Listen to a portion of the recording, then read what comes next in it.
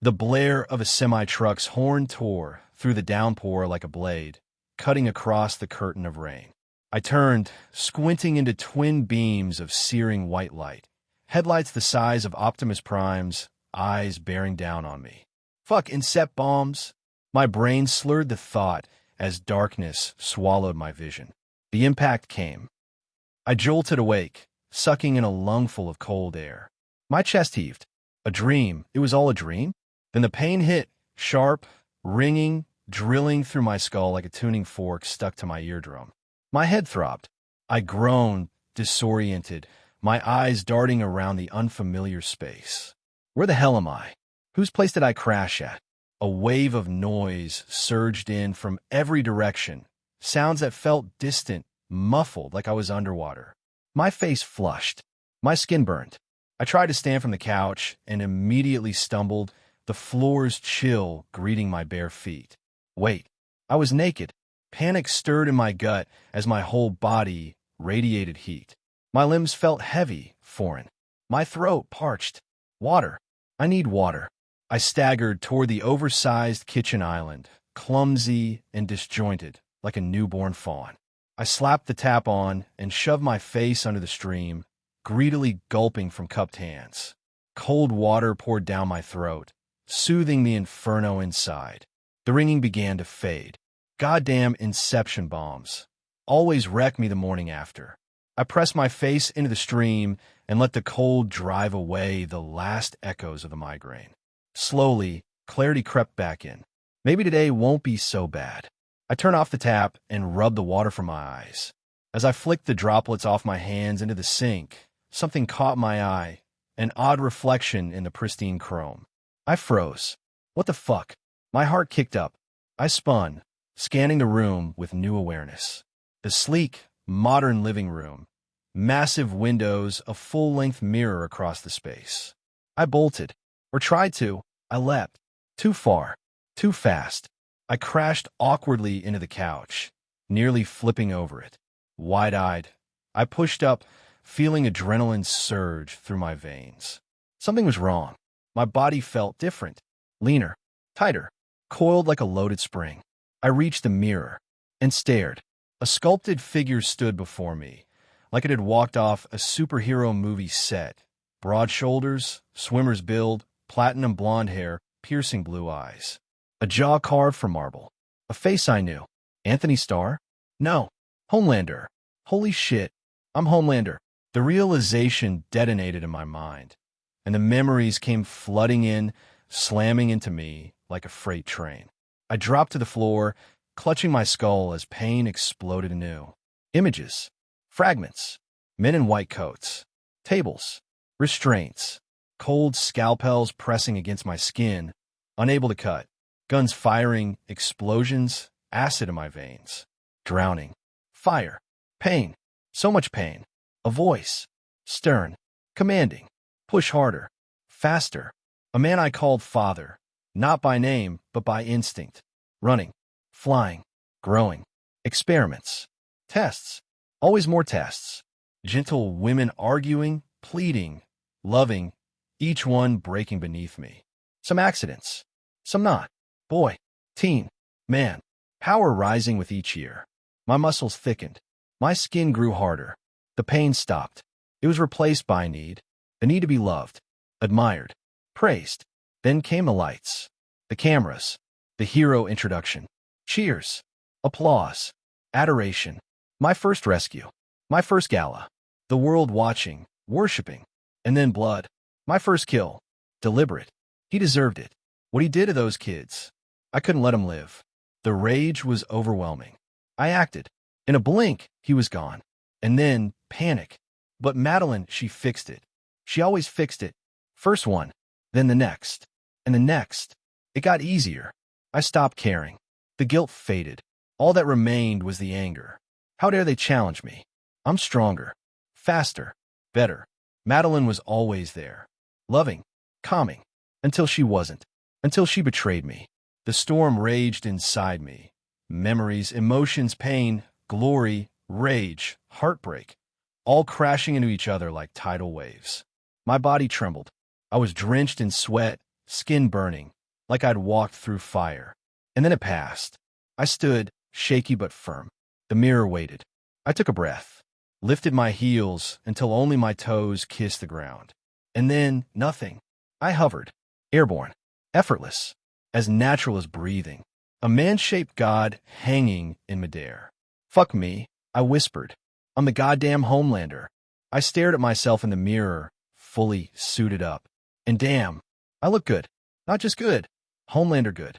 Unlike the TV version padded with foam and creative angles, this body filled the suit naturally. Broad chest, sculpted arms, perfect posture. Sure, maybe there was still a bit of cleverly placed padding, but honestly, I didn't care. The suit was made to impress, and in this body, it delivered. Still not a dream. I had tested that theory enough times, pinching myself hard enough to bruise, except it didn't. Slamming my head into a wall didn't feel a thing, even holding my breath underwater. Nothing woke me up, so I accepted the truth. I wasn't dreaming. I was Homelander. And flying? Oh my God, flying was everything. It wasn't like falling, and it wasn't weightlessness either. It felt like flexing a muscle I never knew existed, and suddenly I was 3 stories above the floor without moving a limb. It was as natural as walking. No, more than that. It was instinctual, hard-coded into my bones. The same went for everything else. Speed, laser vision, super strength. I thought about it, and it just happened. Burn a hole through the wall. Just focus and let the energy rise up from somewhere near my gut. Run across the apartment in a blink. Just want it. The only reason I wasn't overwhelmed by all the sensory input, the heightened hearing, vision, smell, was probably because I had his instincts too. Homelander's memories were tucked into my head like echoes in a canyon. Muffled, faint, but ever present. I could feel his emotions bubbling just beneath the surface. His hunger for admiration. His pride. His rage. His possessiveness. They weren't mine, but they were in me, like radio signals bleeding into my thoughts. And that's what terrified me. Because I wasn't him. Not really. I was still me. 36. An analytics director at a crypto startup, possibly dabbling in questionable NFT projects. Not that it mattered now. Before that, telecom and banking. Career guy. Corporate ladder climber. Dumped at 31. Laid off 4 months later. Classic midlife reboot. Took a year off. Found myself. Realized I'd spent my 20s chasing status instead of happiness. My girlfriend had wanted a life with me, but I was too busy wanting the version of me I hadn't become yet. When I finally figured it out, she was already gone. So I partied, joined a few startups, danced too close to burnout and blow. Last night was a blur of drinks, laughter, bad decisions, and an inception bomb of a hangover that ended with me waking up in Homelander's penthouse, in his body, with his memories, his powers, and his problems. And his problems were legion. This wasn't like waking up as Superman, Batman, or even the Flash. No, I drew the short straw. I woke up as the narcissistic, rage-prone, sociopathic icon of America. And I wasn't any of those things. Or at least, I wasn't supposed to be. But now I wasn't sure. Because every time I thought about Ryan, his son, I felt something surge inside me. A mix of possessiveness, warmth, and twisted longing. It wasn't just his emotion. It was becoming mine. I wanted to see Ryan, to hold him, to protect him. Not just because Homelander felt that way, but because I did too. And that scared the hell out of me. I knew what time it was. Season 3. The plane incident video was out there. The boys were probably already tracking Soldier Boy. Madeline was gone. Ryan was hidden. Everything was crumbling, and I was now the man at the center of it all. But I had a chance. A real one. A second life. I wasn't about to waste it the way I wasted my first. I had power now, real power. Influence. Media coverage. Public love. I could reshape this world if I played it smart. But first, I had to survive. I had to fix the plane video problem. I had to find Ryan. I had to keep the people from turning against me. Because no matter how strong I was, I couldn't fight the world. Yet beneath all the fear, there was also excitement.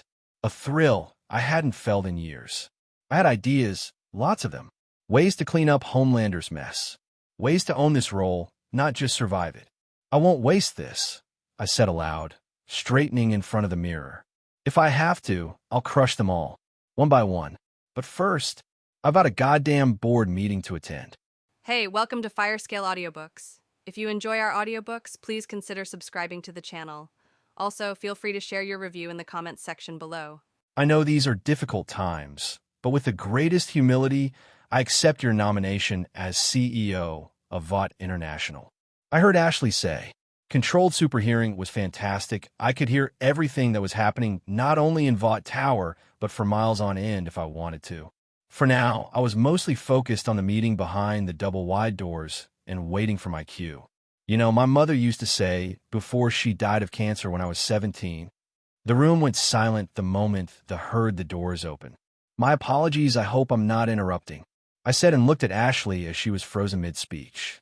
No, of course not, sir, Ashley immediately says. I pause and look at her for a tense moment, then smile. Ashley, please, enough with the sir stuff. How many times do I have to tell you, call me John? She looked at me with big wide eyes, stumped. Yes, sir, John the First mean. She finally blurted out. Thank you. Now, hello, everyone, I said to the room of directors. Sorry I'm late. Got stuck ironing my cape. For all my strength, unfortunately, I wasn't able to defeat the dreaded wrinkle. I said with a wink and sat down. The laugh to be polite, so I had terrible jokes, sue me. Okay, so seeing as it's my first board meeting, I thought perhaps we'd start by, going around the room and giving you all a chance to introduce yourselves. Bill Marsh, said the bald, past middle-aged man 2 seats down on my left next to Ashley. And I, for one, would like to thank you, Homelander, for giving me the opportunity to serve this board at such a pivotal moment in, VOT's history. Pat Willis, sir, said a chubby fellow on my right with a full head of graying hair. You've rid us of Stan Edgar and restored honesty, integrity, and innovation to this corporation. He finished. 1 questions. The lady next to him said, with the changes around here, our EBITDA margins will drop a tiny bit. How do you want to handle that on the earnings call? I instantly felt irritation surging through me, and I clenched my jaw in reflex. I did not like being challenged and put on the spot, asking questions in a tone as if I didn't know what I was doing. Crush your head. Okay, calm the fuck down, Echo. I pushed back the surge of emotions and took control. This was going to be a pivotal moment. I was now in charge of VOT as chairman of the board. What I do now would set up the tone for the company. What's your name? I asked through gritted teeth, unblinking. Maureen. I held the silence and the stare for a tense 2 moments. Then I broke out into a cold smile. Maureen, I repeated slowly, I'm glad you asked that question. I said while standing from my sit, walked slowly around the room in her direction. I was first going to wait until everyone was done their introductions, but we might as well address this issue now. I stopped for a brief moment right behind her seat. I could feel her stiffen up. I let the tension build for a moment. I wanted her to know she fucked up by not letting everyone get their introductions in. From this moment on, VOT will not be posting any profits, I said and slowly continued my counterclockwise walk around the table. Nobody knew what to say. Eventually, Maureen's courage came back. I'm sorry, sir. What do you mean VOT will not post any profits? Maureen, please call me John. I have had enough with the sir crap. Okay, I said, looking at her. She nodded. From this moment forward, every single penny VOT makes will either be reinvested back into the business, in our employees, R&D, or in new ventures. Profits will be a thing of the past. I continued as I reached back to Ashley's seat. They all looked around the room like I said I was crazy, even Ashley. John, I don't think our shareholders will appreciate it, I asked, cutting Maureen off. You are right, they won't. That's why we need to give them something else to focus on. We need to give them something bigger to look forward, I said, turning towards the window, looking out at the expanse of New York City. You see, Frederick Vaught started this company as an R&D lab with a purpose to change people into something better, I said, accentuating the word. That eventually turned the lab into a superhero company, for better or for worse. Stan Edgar, for all his business acumen, only saw the worst that heroes had to offer and tried to steer the company back into its pharmaceutical roots, thinking that was the intended vision. Of course, he was wrong. I was laying it on thick now. Vaught has always been about making people better, so it's that root, that idea which we need to re-embrace. We need to be better. We have to make people better to make humanity greater. Vought will be the company that guides the next step in human evolution, I said, turning around suddenly. Not only on an individual and personal level, but on for society as a whole. I said with fire in my tone. I could feel all of them watching me with wide eyes, filled with trepidations, for my own gaze must have looked manic to them. Vought will be humanity's guiding light in the dreadful dark. I raised my hand palm open and closed it into a fist. Vought will be hope. I finished loudly. They all just looked at me, tense, unsure what to say, and I could tell a little bit scared. And Maureen stuttered. How exactly are we going to do that? Quite simple, my dear. I relaxed my pose and brought both hands behind my back. Vought is going into space. Space? Ashley asked. Well, it's more like she blurted it out. She's been trained not to question me, so I saw her jerking reaction when she realized what she did. I only smiled at her and looked around the room. The directors were all looking at me incredulously. I have half a mind to think they would actually prefer psychotic Homelander with no business answers instead of crazy space idea Homelander. Yes, space. I confirmed calmly. Vought has all the basic ingredients to turn humanity into a multi-planetary species. It is the next step in the evolution of our society. We will be at the forefront for it. I continued while sitting back in my chair. Of course, that will be the overarching mission of the company. There are many steps in between. I leaned back in my chair, getting more comfortable. First, we will start with something small and reasonable, such as telecom. We will launch satellites into space and provide internet and phone service at a reasonable price to millions of underserved rural Americans. But we don't have any aerospace experience or telecom, not on that scale at least. Bill Marsh said, and launching things into orbit is expensive, very expensive. He said, surely. You are right, of course. I confirmed.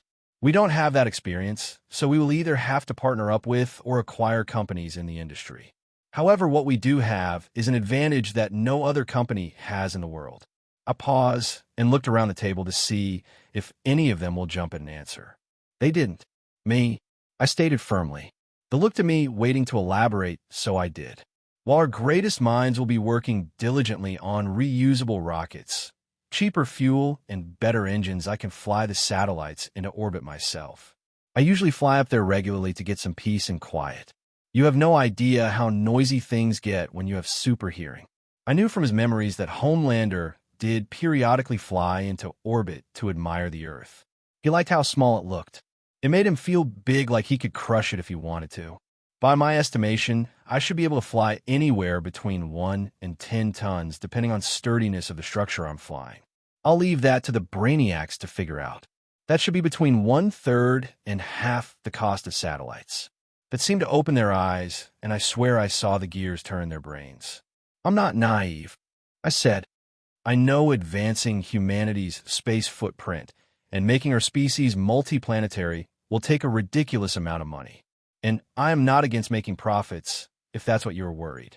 The profits will simply be reinvested into something greater.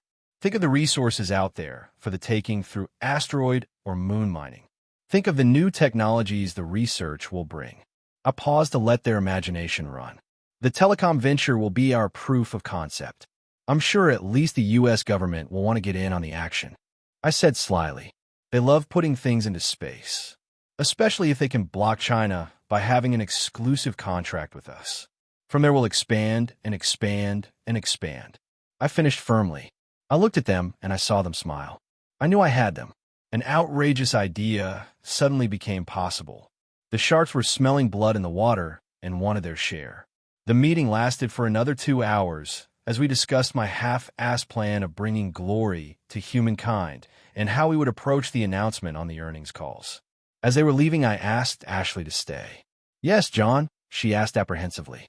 She wasn't sure if I was just putting up a show for the directors. She was testing the waters. Yes, Ashley, I am serious about calling me John, and I am serious about everything I've said today. You and me, I said, getting close to her that she could feel my breath on her forehead. Her heart was thumping loud and clear. She was scared, but to her credit, she only barely trembled. We are going to lead Vought into a new and glorious era. I took a lock of her hair, felt it between my fingertips. I wasn't wearing the red gloves. I felt they were too bulky for normal use. I pushed the lock back behind her ear. And I am just as serious when I say that you need to take better care of yourself and your hair. I continued and stepped away from her. You seem to be missing a bunch of clumps. Now, can you do me a favor and find the Deep and bring him here? He might have misinterpreted my words, and so I feel like he's about to do something very stupid, and I need the both of you here to clear it up. Yes. Her voice trembled, and she rushed out the door. The moment the door closed, I could hear her breaths of relief. I had to admit part of me was enjoying seeing her squirm beneath my gaze. It took about 10 minutes for Ashley to bring him up, and unsurprisingly, he was accompanied by his wife Cassandra. "You wanted to see me, sir?" he asked with a hopeful voice. "Yes, I did, Deep." I paused to look at him and then at his wife. She was hot by my standards. Pink lingerie, perky tits. I let my eyes roam over all of her body. Rip her clothes off, cuck him. My right, I twitched at the stray thought. Fucking Echo. I could see that she was a bit unnerved, but the Deep didn't dare say anything.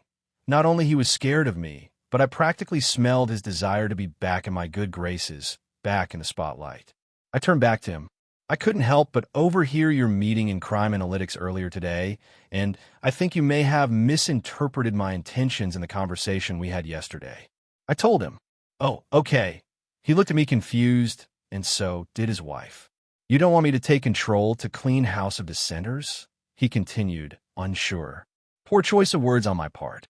I stated, what my intention was to ensure we have a clean house, one that works efficiently, in harmony. The folks using social media to express their grievances against VOD, against me, well, they're not in harmony with the rest of the team, but they're still part of the team. I paused. And crime analytics is a very, very important team. It's how we maintain our image, by solving and preventing crime. A hero cannot be a hero if he doesn't tackle crime. Isn't that right? "Yes, of course," he replied. "Well said, sir," Ashley replied. My head snapped towards her, and she immediately fixed her mistake. John. I turned back to the Deep. "So you see, we need to keep the team happy, so they can work effectively like little bees. It's why I've made you head of crime analytics. Nominally, Barbara will still be in charge of the actual day-to-day operations, of course." Then I laughed, snorted more like, and stole a look at Ashley. "You obviously don't have an analytical bone in your body." Ashley joined in the laughter, and so did his wife. I could hear they were both genuine in their laughter. Making fun of the Deep felt pretty good, but I turned back serious and continued. "So you see, what I want you to do is to go there and inspire them, be their shining light, become their friend. As your first assignment, I want you to get to know everyone, find out how they take their coffee, their hobbies, the names of their pets." He looked at me confused. "Endear yourself to them. Become their trusted ear, their connection to the Seven. Make them feel like they are part of the team. You are the only one that can do it." I am. Of course. The rest of the team, they are prickly. Well, they're a bunch of assholes, really. I stated. You, on the other hand, are approachable, friendly, a real man of the people. Your telepathy grants you something that the rest simply don't have. Oof. Man, I was going to need to rinse my mouth after spewing this much bullshit. It does. His eyes were big, questioning and absorbing everything I said. I moved close to him and did the classic Homelander move, where I put my right hand behind his head and slightly pulled him in. Empathy, deep empathy. You can connect with the common man. "So can you do this for us, Kevin?" I used his real name for added effect. "For the team? For me?" And I looked him straight in the eyes. "Why? Yes, yes. Of course," he finally said confidently. "Excellent." I let him go and turned back towards Ashley. "Now, to fix the earlier miscommunication, we'll bring Barb back on board, and then you and her are going to conduct performance reviews, and you're going to ensure that everyone gets a bonus increase between 20 and 30%. Understood. I asked the room, and everyone agreed. It took another hour to find Barbara and get her back on board. All it cost was some heartfelt apologies, plus a 50% raise in comp and 50% retention bonus of total comp. Fuck it, Vought had money. I could have just fired the Deep or called him a moron, but that would be counterproductive. The Deep was an idiot, but he was very malleable. He would become my loyal idiot. I did not plan on isolating myself like Homelander did in the show. One man a kingdom does not make. Plus, I had too many enemies. The boys were gunning for me, and so was the government. Well, parts of the government. Soldier Boy was going to make an appearance today as well. I needed allies, loyal soldiers who would do my bidding because they believed in me and my cause, but mostly because they believed in me. I'm not stupid. I know the deep can be wishy-washy, but I also know that deep down, pun intended, he wants to do the right thing. He yearns for respect, for acknowledgement, and even to repent for his previous crimes. With the right pressure points, a sprinkle of fear, and a bit of respect, he can be a most loyal tool. A dumb tool, but loyal. After all, I don't want all my soldiers to be smart. Too smart, and they start asking too many questions. The next of my potential allies are A-Train and Black Noir. A-Train knows too much, so he either needs to be brought back into the fold or eliminated. I didn't want to eliminate A-Train because he could be very useful. He was still popular, and having a speedster on the team was always a good idea. Plus, I wanted to minimize deaths. It is a goddamn testament to Edgar, Stillwell, and Ashley's skills. VOD as a whole really that they have been able to cover up so much crap. A-Train could be convinced back and his motivations mirrored the deep thought he is not nearly as malleable. Black Noir was though one, and the most needed one. He was by far the most capable in his abilities, both in his heroics and clandestine actions.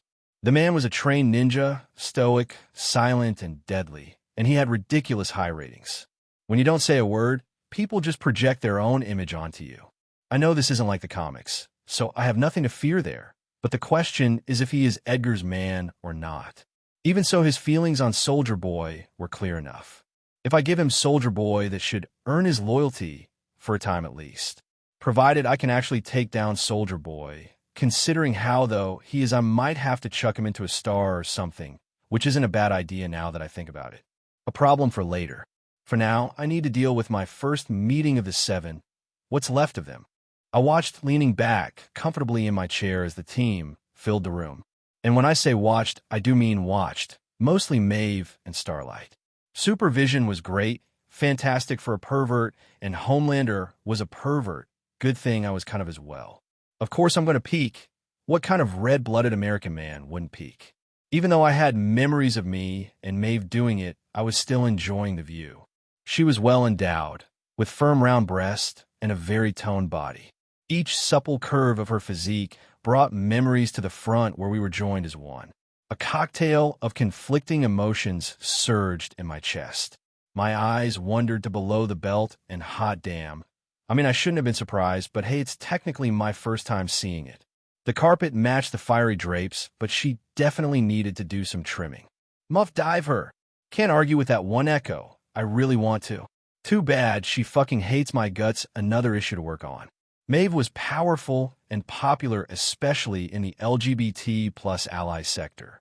As a longtime member of the 7, she gave credibility to any issue we tackled. I'm not going to pretend I can make her an ally, but at the very least, I needed to neutralize her one way or another. There was another benefit to keeping Maeve around that Homelander had pointed out. She was by far the strongest female soup. She was stronger and more durable than most of the male soups as well. Her DNA was precious. Her eggs were valuable. Even if we didn't produce a child, they were still gold research material. Homelander wasn't stupid per se. I had his memories, and he had read up the research materials on Compound V. Okay, the short notes. The compound reacted differently for every person, hence the different powers and the incredibly high mortality rate, especially in adults. It was obviously something in the DNA, some sort of mutant or metahuman genes that the scientists haven't been able to fully identify and refine the formula of V to properly interact with them. But they must be getting close, otherwise Edgar wouldn't have put his hopes on 24V. So if it's in the DNA, then that means it's hereditary, which means offspring of soups will more likely be able to adapt to having V in their system. So Maeve was valuable, not only for me, but for mankind, but also because I really wanted to dive in that muff again. I turned my gaze back to Annie, who was just about to sit next to me. She was co-captain after all. I couldn't help feel displeased yet horny. Bend that bitch over. I already felt the blood rush downstairs. Fucking Echo. Or was that me? I had a thing for tiny blondes. She was slimmer in figure than Maeve with smaller, but perkier tits. Body toned as well with pink strawberry lips, both sets, trimmed too. Now that I think about it, everyone looks slightly better than they looked in the show. Less wrinkles, more tone, more vibrant. I can't tell if this is because of the V or my enhanced senses. It's probably the V. Thank you all for coming. I stood as everyone settled in.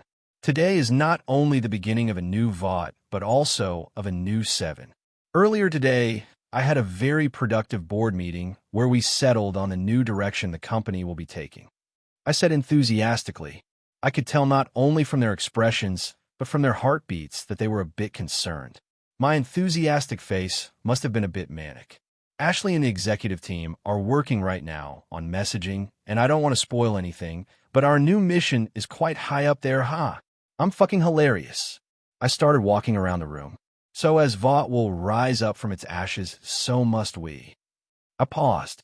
We must become the superhero team that we were always meant to be, that the world needs us to be. I said with enthusiasm in my voice.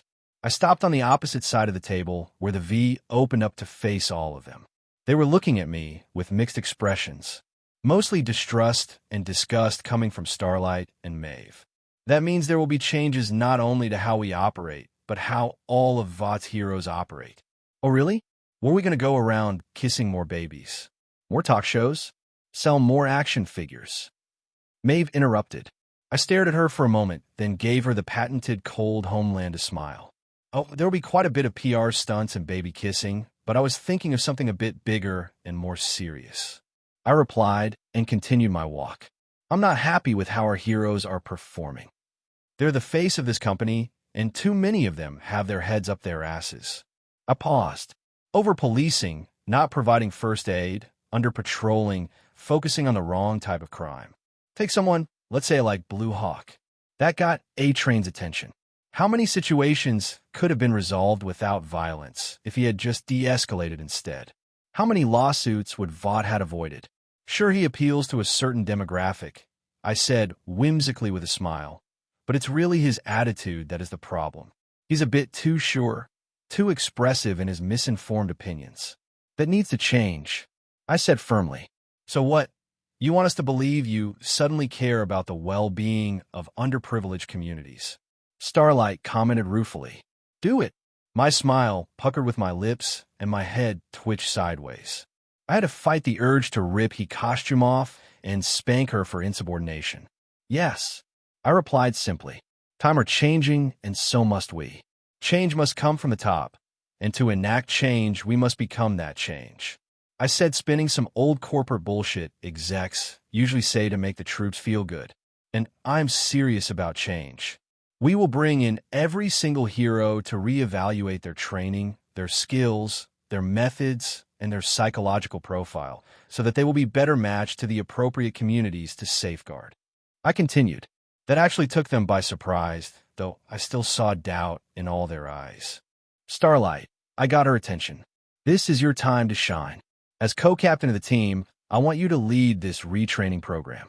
She shifted in her seat and furrowed her brows.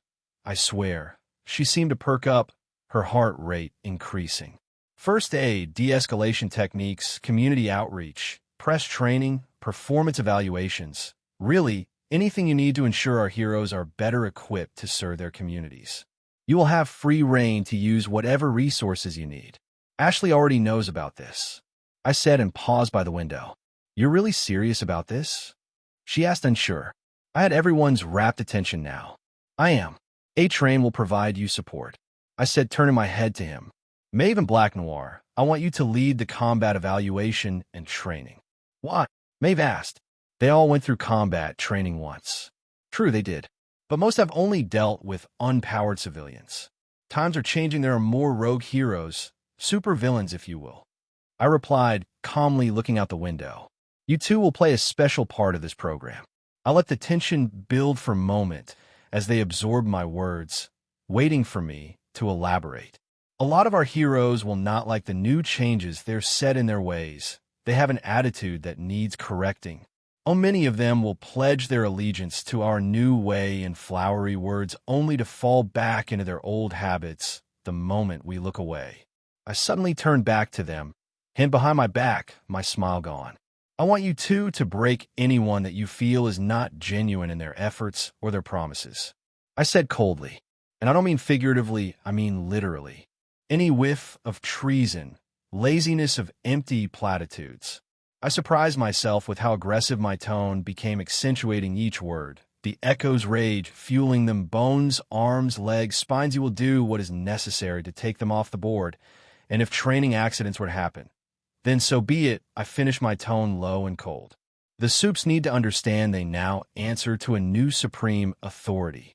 I said with more fire than intended, a familiar surge of energy pooling inside of me. I will not have insurgency, insubordination in my house. As I looked at the team, I could tell they were scared. I could not only see it, but also smell it on them, and for good reason. My eyes had started glowing, and it was only when I pushed the energy down and felt the pull of gravity that I realized I had also raised myself above the floor. Homelander! Homelander! Did you hear me? Annie asked. I raised my left finger in a motion to shush her as I was concentrating on the television. After a moment, I released it. Sorry, what? I pretended not to have heard her. I said, we need to handle this. Now, she reiterated. Yeah, of course we do. Okay, so book slots on all the Sunday shows. Or maybe a press conference will be better. I posed to Ashley. Or both. We'll have to communicate that we have everything under control. That's smart. So smart. Ashley and her mini-me reiterated. So we're gonna... Jesus, I meant that we need to stop this guy. Starlight yelled. I instantly felt myself snapping. Punish her. Quiet echo. Watch your tone, darling. I said, ignoring the urge to bend her over my knee and spank her for insubordination. I'm sorry. I just mean, don't you think that maybe the best way to handle this is to find him? I gave her a cold smile. Oh, what a bright idea. Obviously, my tone dripping with sarcasm. But tell me, darling, let's say we get the team together and we all go and find him. Then what? I asked rhetorically. I didn't give her a chance to respond. Do we have a big old fight in the middle of the city? This is an unknown super who is obviously not in control of his powers. We have no idea what he is capable of, but considering he just toppled a city block, then we can assume he is very powerful. If we approach this the wrong way, we could be endangering hundreds, if not thousands of people. So, yes, Annie, we will find him, but we need a plan first. And more importantly, we need to communicate that plan with the public to ensure they're not put into further danger, and that is why Ashley will be booking media time for us. I told her firmly. Yep, she was taken back. She didn't think I had put any thought into this. In the meantime, you'll go and ask Crime Analytics to collaborate with police on finding the super, and then you round up the team and come back here. I will talk with the chief of police and get the department's cooperation. I paused for a split second. I will ask that officers report on the location, but to not approach the suspect. I don't want any of them to trigger him and cause another explosion. It will be the same messaging for all of our heroes in the field and the public as well. We won't approach him until we have a plan to neutralize him or get him out of the city. Got it. She continued looking at me shocked, and I held her gaze, raising my eyebrows in question. Right, that actually makes sense. She finally said, Brilliant. Very excellent. The Ashleys echoed. Then what are you all standing around for? Go. We don't have time to waste. As they turned to leave, I couldn't help myself and peeked, G-string all three of them. Nice. I had my call with the police chief, and I assured him we were on it, and he assured me he'll give the orders for the officers not to approach. The police rank and file fucking loved Homelander, especially after he dipped his toes into the alt-right with Stormfront. It took about 30 minutes for the team to file in, while most of it. A-Train was doing his apology conference with Blue Hawk, while Deep was. So, small setback, Starlight said as she sat next to me. It was me, her maven noir at the table. The Crime Analytics Department is out for the day. Now that caught me by surprise. What do you mean it's out for the day? I asked incredulously. Apparently, Deep, as the new head of CEA, gave him a day off to have a social, so he could get to know his team better. Starlight said with only a small hint is incredulity. You made Deep head of Crime Analytics. He's a fucking moron. Maeve yelled. I rubbed my temples in frustration. Well, at least I can't say that the guy wasn't trying. Nominal head. I replied, frustrated. Oh, don't look at me like that. He needed a way to get back in the good graces of the company, and the department has been complaining they don't have a direct line to the heroes, to us. I paused. I thought it would be the place where he could do the least amount of damage, maybe even learn something. Besides, Barbara is still in charge of ops, and with a very hefty raise, I might add. Maeve made a protest, but I cut her off. Never mind that. Did you manage to contact any of them to come back? I asked Starlight. You got a hold of Barbara. She was home. She managed to reach a few of the analysts, so at least some should be coming back, but... And she hesitated. To spit out already. Apparently, they are pretty drunk. I couldn't help but roll my eyes. Fucking deep. Well, drunk analysts are better than no analysts. I finally said, let's focus on what we can control for now. We have a powerful, unknown super who is not in full control of his abilities. What makes you say that? How do you know? Maeve asked, intrigued for the first time. High body language. I replied. From the footage, he looked like he was having a panic attack, like he was in pain. I don't think he meant to do what he did, but that doesn't change that he is unstable, dangerous, and powerful. We don't know the full scope of his abilities, how sturdy, or how impervious he is to attack. Subduing him from far away is a risk. We trigger his powers. From up close, it's the same risk. While he is within city limits, we have to be very careful how we approach him, not only for our safety, but for the public at large. We want to minimize any potential damage. May was looking at me like I had grown two heads. Understandable. I didn't sound like the Homelander she knew. I continued. The police have already agreed to only report and not approach the suspect. Ashley's team is working on getting the same message to the rest of our heroes in the field. I looked at Maeve and Black Noir. This will be a good test to see who can follow instructions and who will need retraining. Noir nodded. Okay, and what is your grand plan to stop him? Maeve asked, and they all looked at me expectantly. Well, once we locate him, I think, especially if he is in the city, that either you or Starlight approach him. If I or the other guys do it, he might see us as threats and trigger his power. I replied, you will try to de-escalate. See if you can convince him to turn himself in so we can help him and all that jazz. In the meantime, the rest of the team will create a perimeter and calmly try to evacuate people. I will observe from a vantage point in the air. If I see that his power gets triggered, I will swoop and grab him and fly him up and out over the ocean as fast as I can. Hopefully he is not strong enough to resist me, and we avoid any damage. Crickets. That could actually work. Annie looked at me, mouth half open in shock.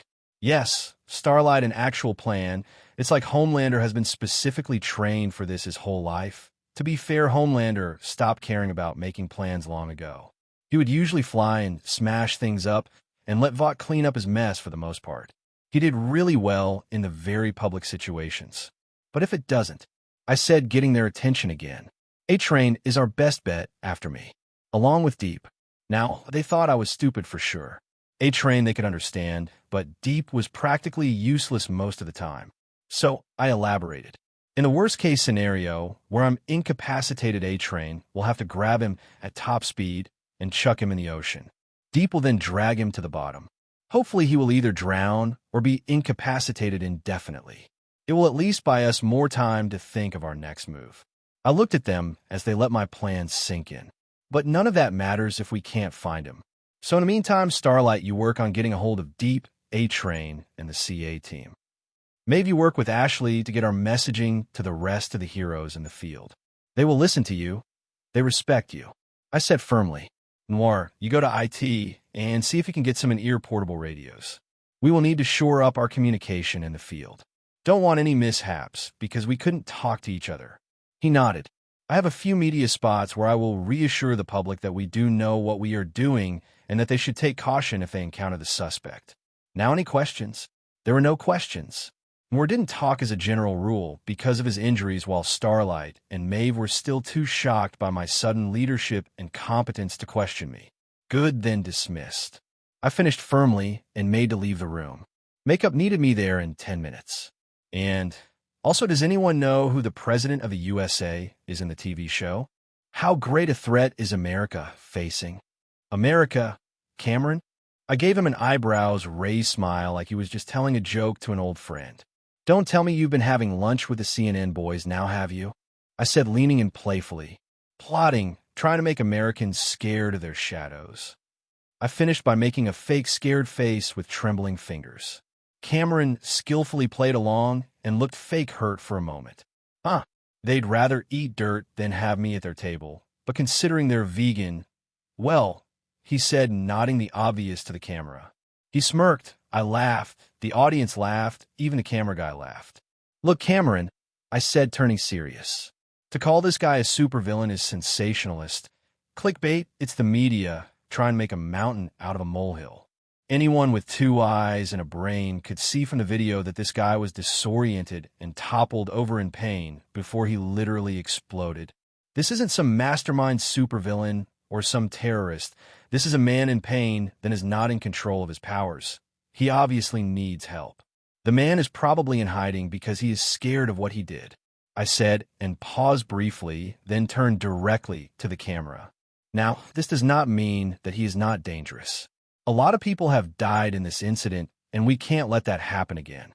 Everyone at home should take caution, and if they see anyone matching the description, please report it to your local police station or to Vought 1-800 TIPS number. We are in full collaboration with our brave officers to safely bring in this individual in and determine exactly what went on. I turned back to Cameron. The Storm Chasers' Stormfront supporters said on 4chan that this whole thing was an attempt by Stan Edgar to discredit you. Cameron pushed on. I chuckled a bit. Yeah. Well, look, I don't know anything about Storm Chasers, but look, I can understand why they might think that. The minute we free Vought of the corruption and the lies, the moment we try to take the company in a new direction to help people, I pause for a split second. And trust me, when I say the new direction of the company will help not only Americans, but all mankind. Now, I'm not going to say anything now since the team is working tirelessly on it. I made a motion to continue, but Cameron interrupted. I'll get the exclusive interview. He playfully asked, is there anyone else I could trust to tell the truth? I said, motioning the obvious. You heard it, folks. VNN exclusive, only here you will find out how Vought will change the world. Cameron said to the camera, then turned back to me. Like I said, Cameron, the moment we try to do good, this happens. Smells like a false flag. He said in his questioning tone. Well, you said it, pal, not me. I replied, not fully denying it. And what do you say to the mayor who wants to, impose a citywide curfew until the terrorists are captured? I roll my eyes in a very obvious way. Oh, please, they would have us be afraid of our own shadows. Since when have we become such a nanny state? I turned towards the camera. This isn't some mastermind supervillain out to get you. Is this individual be dangerous? Obviously, we are all red-blooded Americans here. I trust you all to use your common sense. The politicians may not, but I do. If you see someone matching the description, report it. Don't approach them. If you feel like you are in danger, then leave the area calmly. In case of an emergency, follow the instructions of our officers and heroes. If someone needs help, help them if it's safe to do so, or call for help. Look, this is common stuff. Go live your lives, go about your day, have fun. Don't give in to cowardice, don't let them scare you. If you're scared, you can be controlled, and that's what most of these politicians and media outlets want. I said, finishing my speech.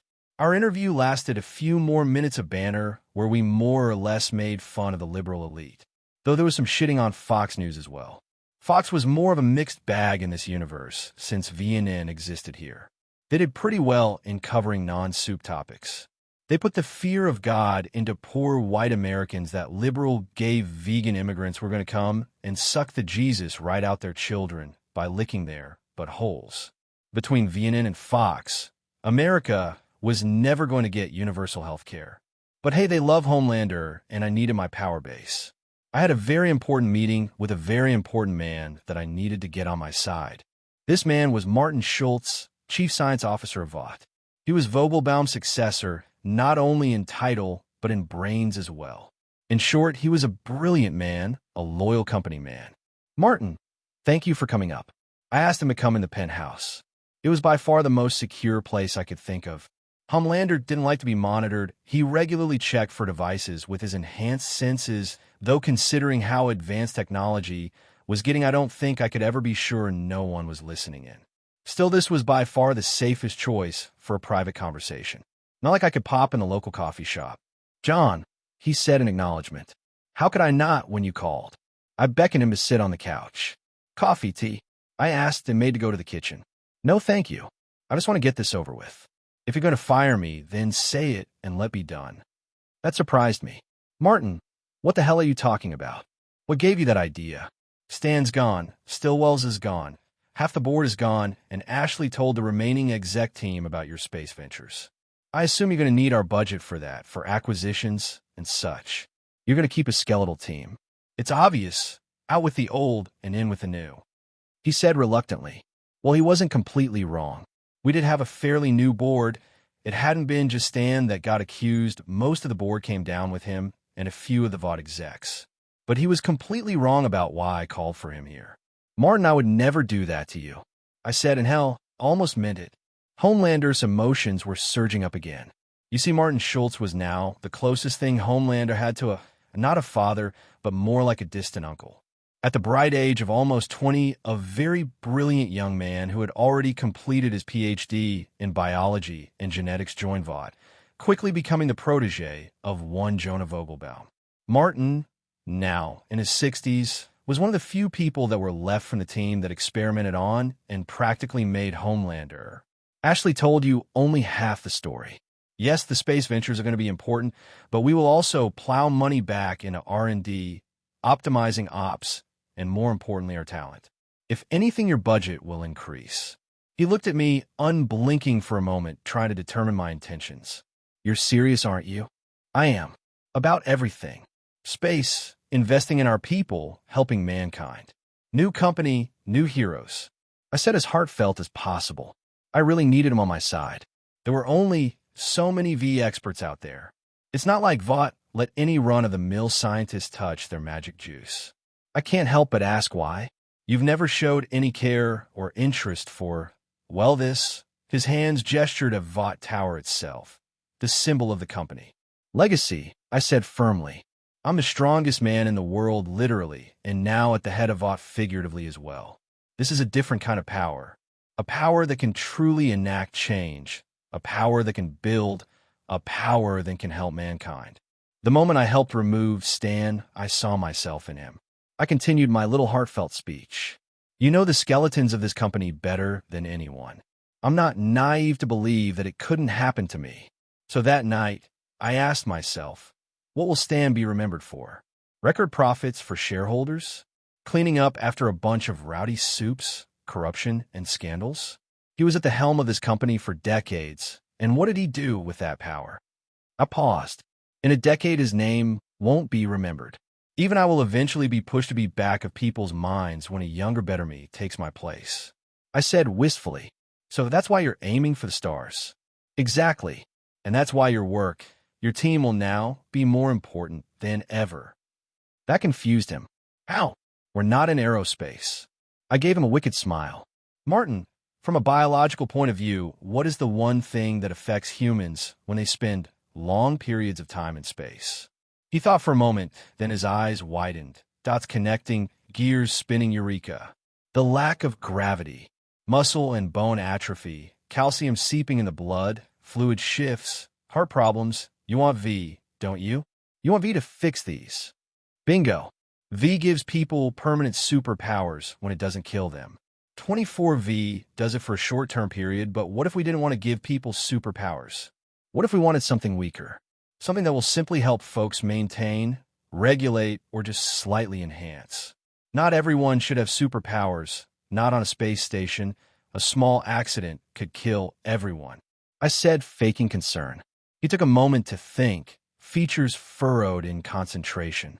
The company has always been focused on creating stronger, faster specimens, using V to draw out as much potential as possible. We have barely explored unlocking powers in small increments. But that's also for good reason.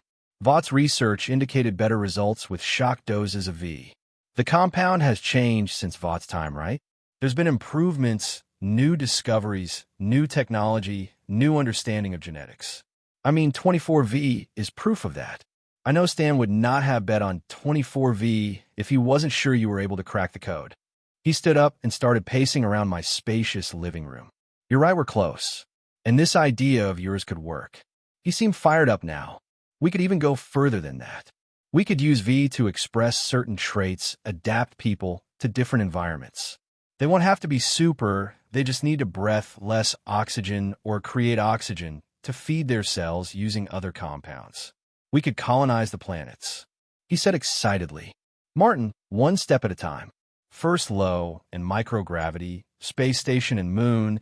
It will be a long time before we can get to Mars or Venus. Right, of course, he said and sat back down. I'll need samples, many samples. All soups get an enhanced body to support their powers, ideally from someone with more regenerative capabilities. Oh, I think I have just the right person in mind, I said with a smile. We talked for another 2 hours. The man left fired up with a purpose renewed. He almost looked 10 years younger. I walked in the 7 meeting room to Maeve watching the replay of my and Cameron's interview. You think it really was Edgar and the mayor? Maybe Jake Tapper, trying to FCK with me? Make me look ridiculous? I asked her. She turned to me and turned off the TV. Or maybe you're just a paranoid, malignant narcissist who thinks everything is about you. She responded with a fake smile. I could sense the slight disgust in her tone. It's not paranoia if they're really out to get you, though. And you, Maeve, you're out to get me, aren't you? Her smile gently extinguished. She stood from her chair and walked to me, her body automatically denying the accusation with her posture. What are you talking about? William Butcher. I responded tensely. I can smell him all over you. You really will do anything to hurt me, won't you? I continued. She just gave me the I can't believe you're asking me that look. So, what are you and William cooking up? Maybe you two brought that supervillain to town? She automatically fake chuckled like I was crazy. Oh, John. She started, her frame getting closer to mine. John, come on. You're talking crazy. I'm not cooking anything up with Butcher, she chuckled softly.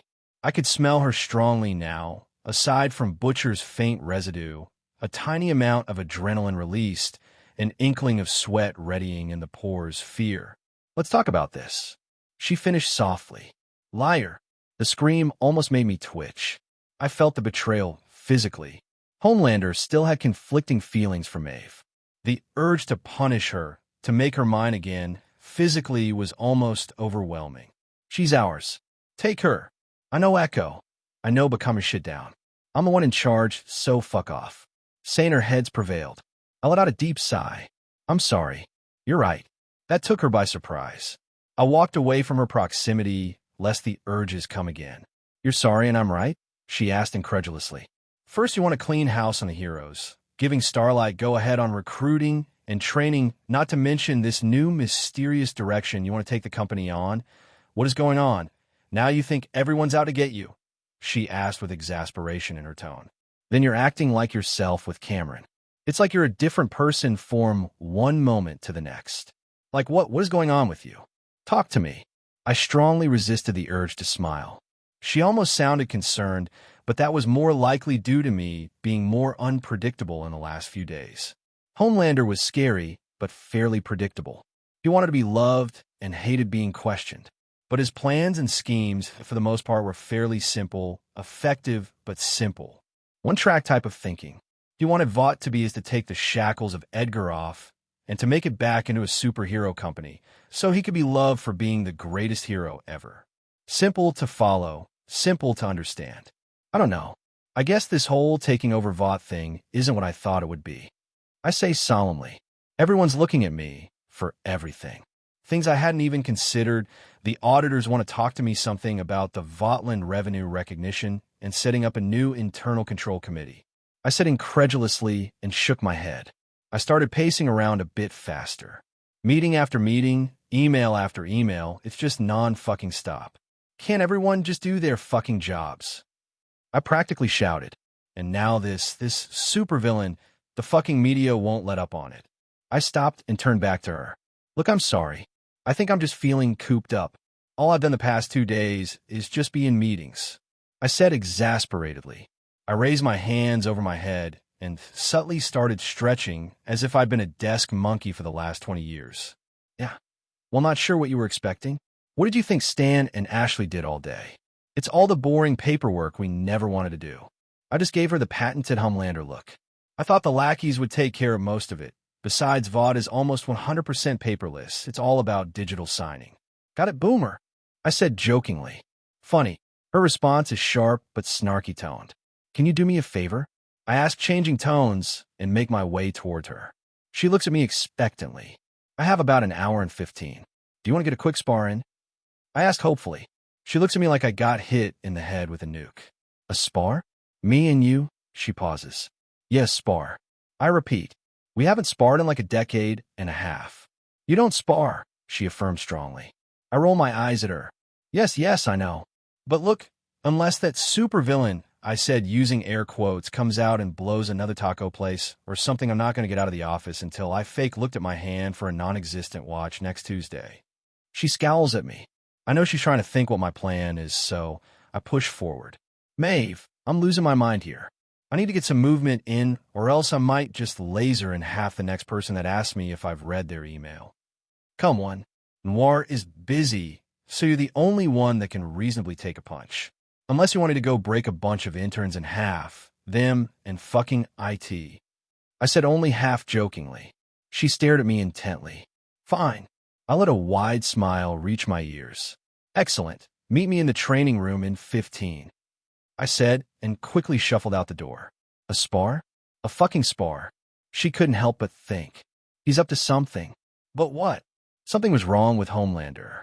Something was wrong with Homeland. More wrong than the wrong. That was Homelander, and it made her uneasy. Homelander had always been unpredictable. Kind of, she thought. When you were around him, you just weren't sure when he would react with violence, especially if you were in private. But the last 2 days have been weird. The new initiative, giving Starlight free hand on the heroes, him taking seriously the Vought office work, his actual plan for Soldier Boy, how the only thing she could understand was him wanting to break the other heroes. That made sense. That was classic Homelander. He didn't give a shit about anyone, and he hated to be questioned. Does he know about Butcher and Soldier Boy? She asked herself. No. If he did, he would have pushed the conversation on it. The knot of anxiety in her chest was growing. He was up to something, and she needed to find out. She hated how he had controlled her for what he did to her, to everyone. She couldn't help but spite him, so she took her time getting to the training room.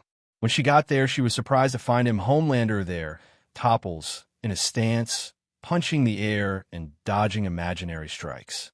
But even more surprising was his new accessory. Are you wearing a pink hair bandana? She asked, mockingly, making a reference to the plastic accessory, holding his hair back. Uh-huh. Come on, get it out of your system. He said, It's Ashley's, the mini-me. I'm almost out of hair product. Didn't want to waste it on this. Now, need to warm up? He said as he stood relaxed, chest out in front of her. Maeve just chuckled and shook her head. Sure. How about you punch me as hard as you can to start off? I won't fight back. Maeve just looked at him. You're joking, right? She asked, not believing him. What are you playing at? She thought. Come on. I know you want to punch me. After everything I've done. For Elena? I know you want to. He said sheepishly. That triggered her rage. What's your fucking problem? What is this, some fucked up way to try to absolve you? She asked angrily. Whatever game he was playing, she was not going to let him get to her. Oh, please. He said dismissively. You think I can't feel the tension between us? There's something up your ass as much as there is mine. So let's have it. Punch me as strong as you can. I know you want to. I won't block, I won't fight back. Then we can have an actual spar. He said, and put his hands up in surrender. Come, one time's ticking here. I have a meeting after this to prepare for the meeting after the next meeting. Homelander, said, his tone oozing with exasperation. Fine, if this is what he wants, she will make him regret it, she thought. She grounded his stance, twisted the hips, and launched a straight, right connecting right with his perfect nose. The strength of her punch launched Homelander of his feet, bouncing him on the floor. That'd make me feel better. She's been wanting to do that forever. Fuck, that hurt like a motherfucker, she heard him say as he got up. His hands checking his nose and face. Am I bleeding? He asked her. He wasn't. No, of course not. He answered his own question. Still that fucking hurt. He said, scrunching his face. Now you got that out of your system? Can we have a spar? He asked. Well, if you want to continue, stay in a course. I can do this all day, she said with a smirk. Cute. But no. He dropped into a boxing stance. She did as well. Maeve saw Homelander take the initiative, throwing right jabs. She dodged and jabbed left in response. Was he always southpaw? She couldn't help but think. He wasn't, was he? Her thoughts were broke as she blocked a left roundhouse kick to her head. She launched her right leg up only to have his hand block it. She saw her opportunity as he leaned into block and hit a straight left, only his right hand moved up faster, blocking her punch upwards and throwing her bounce off. She saw him step in her guard. She couldn't dodge. His left hand, open palm, made contact right above her stomach. Thud. She hit the floor hard, gasping for breath. Are you all right? That shouldn't have been that hard. His tone disappointed. She took his hand and lifted herself back up. I'm fine. Again. He commanded. May felt herself fall back in a stance.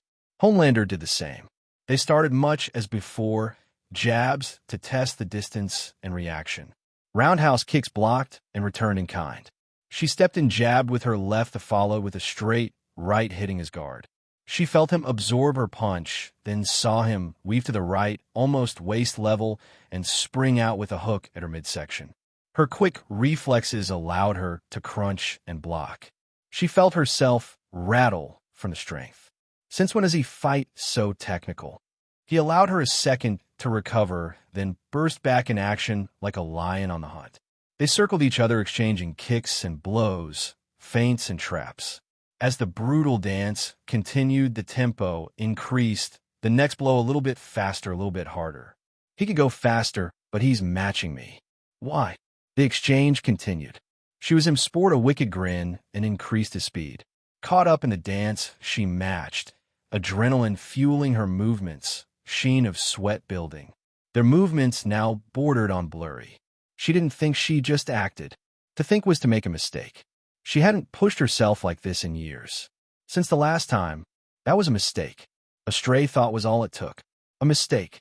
In slow motion, unable to react to his speed, she saw Homelander's step in her guard again. His powerful left hit her above the stomach, the same spot as the first time.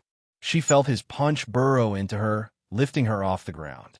As her insides crunched and eyes bulged in pain, she only barely registered the right hook speeding at her head. As she hit the mat and darkness took her, she vaguely heard through fuzzy vision. Medic team now. Everything is prepared. I asked Schultz as I watched the medic team take the unconscious Maeve away.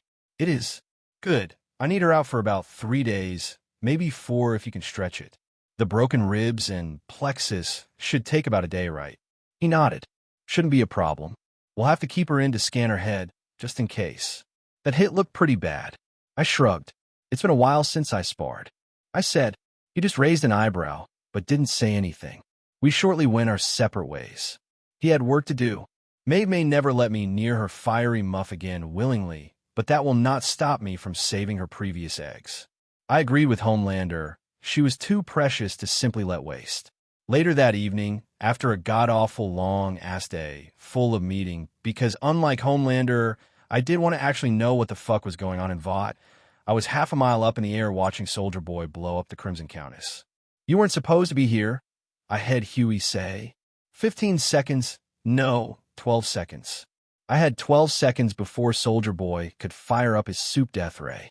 So no more secrets, huh? I heard any reply. Huey, please don't go. Her trembling voice and higher heartbeat were clear as day to me. Betrayal, deep in her core. A fissure into her heart. You fucked up, Huey. I'm going to take this tiny crack and rip it wide open. I was in the 7 meeting room, going over different radio equipment Noir had brought that we could use in the field. I gotta love the guy, he was very efficient, unlike the other dipshit heroes. Useless. Of course they are, Echo, of course they are. Noir couldn't talk, but he brought a little package with information on each of the different equipment.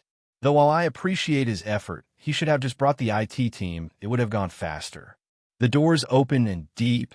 Ashley and a brown guy holding a laptop burst in. Homelander. John. They stop and steal a quick glance at each other. We have a problem. Deep takes the lead. A big problem.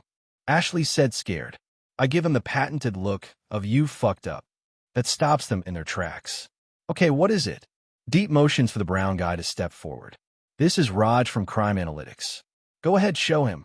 Raj sets the laptop in front of me. I found this from one of the old cameras set up around Chimp Country. It was local only, so I had to go get the data in person. He started talking. I think it's the guy you're looking for. The video showed me Soldier Boy briefly, then a fragment of the aftermath of the explosion which killed Crimson Countess. We think it's Soldier Boy, Ashley said. I looked at her then deep. No, that's impossible. He died like 40 years ago, he retorted. Someone's cosplaying? Look at his face. It's him, she said, exasperated. Or maybe it's CGI. Deep replied. It's a fucking monkey cam, it's not CGI. You don't even know what CGI stands for. I stopped Deep before he could reply and get things out of hand. Enough you two. I turned to the technical expert. Raj, could this be CGI? Being put on the spot, the man handled it pretty well.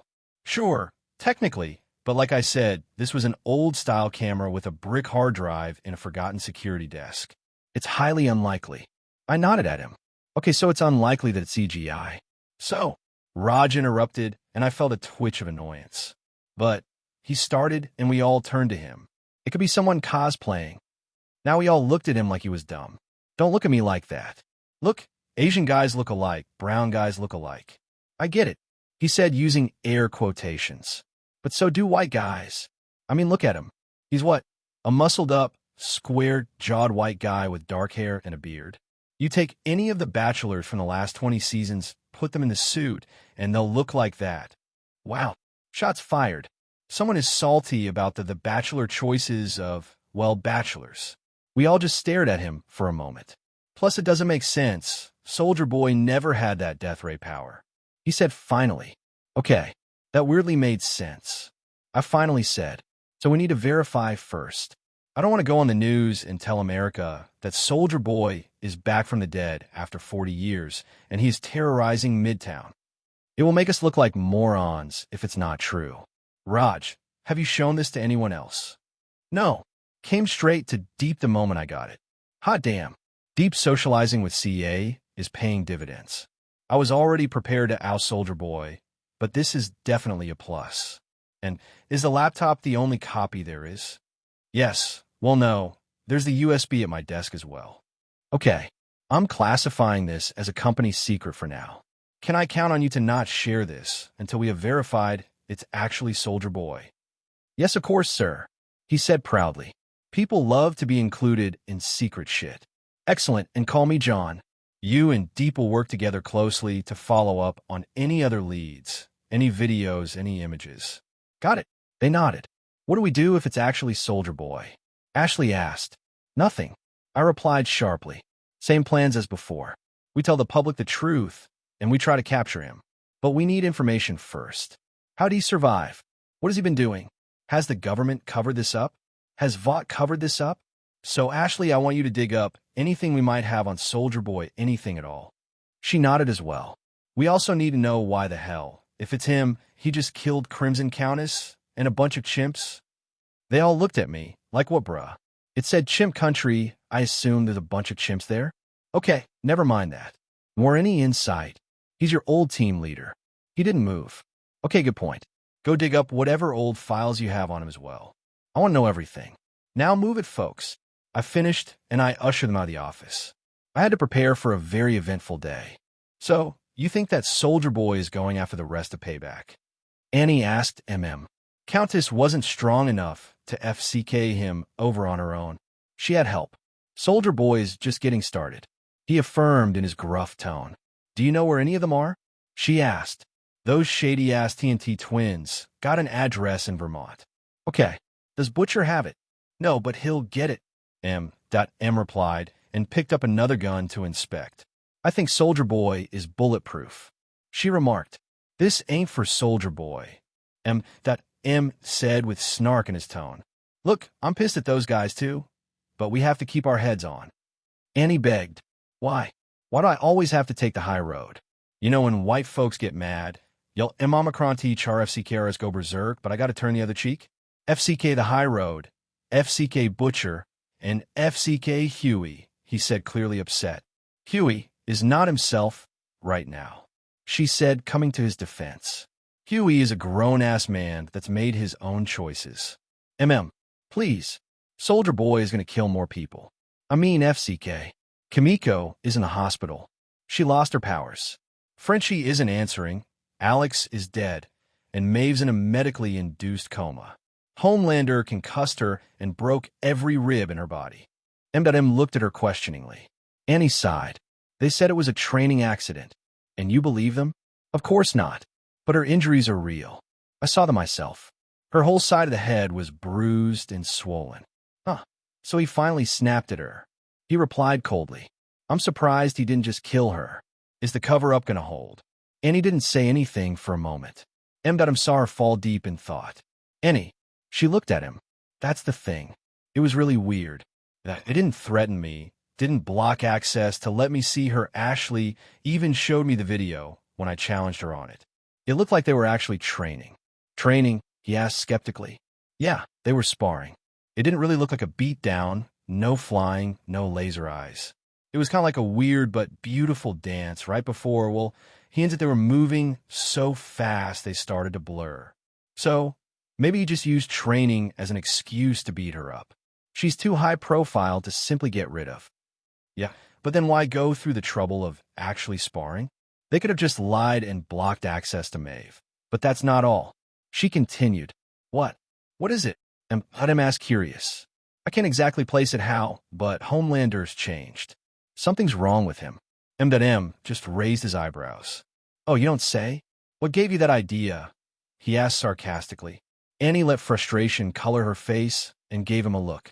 It's not like that. TSK. She started pacing around the room. Ever since he took over VOD, he's been different. Different how? He went on a big rant about how he wants to clean up all the heroes that he won't allow insubordination under his watch. She said and paused. Get this, he wants me and A-Train to put together a training program and evaluate everyone. He said I have free hand not only to train, but to suspend anyone that I want. He's also got the whole executive team working on some new initiative for VOD. Something super top secret. He even has a plan and a backup plan to deal with Soldier Boy. She continued. He does. He knows about Soldier Boy. No, not that he's Soldier Boy. His plan is for me, or Maeve, or I guess just me now, to approach him and get him surrender, and if that doesn't work and Soldier Boy starts glowing, he'll swoop in and fly him up to avoid casualties. She finished with air quotations. M snarked at her. Convenient. Let you take all the risk, and he sits back. And what's his backup? A-Train grabs Soldier Boy, runs him in the ocean, where hopefully Deep will be able to drown him. He hopes it will throw Soldier Boy unconscious if he can't breathe. M. eyebrows raised in surprise. Damn, that's actually not a bad plan. It might not kill him, but it could work. The man still needs to breath. And not only that, but he's involved himself deeply in a VOD day-to-day stuff. From morning till night, he's basically in meetings, marketing, PR, finance. It's like he's suddenly a workaholic. She said, almost exasperated. M. put down his gun and looked at her. He's a control freak. All psychopaths are, and he's the king of them. You're reading too much into it. He's probably just putting up a show. You know very well that motherfucker knows how to work the PR game.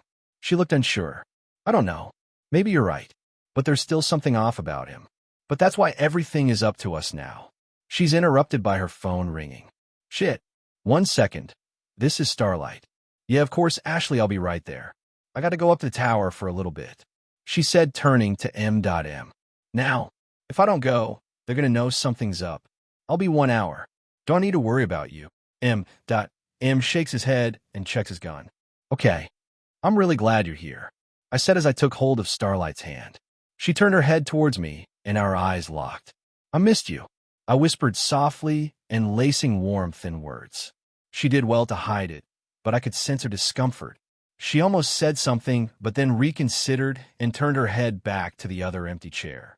I should get an award for acting. Who's joining us? Starlight asked. They didn't tell you? The host replied. Hey there. Victoria Newman answered her question while taking a seat. Hey lady, Starlight replied. Wow. Starlight, can you be any more awkward? The interview went pretty much as expected. I held Starlight's hand the whole time, and we acted like the supporting couple that we supposedly are.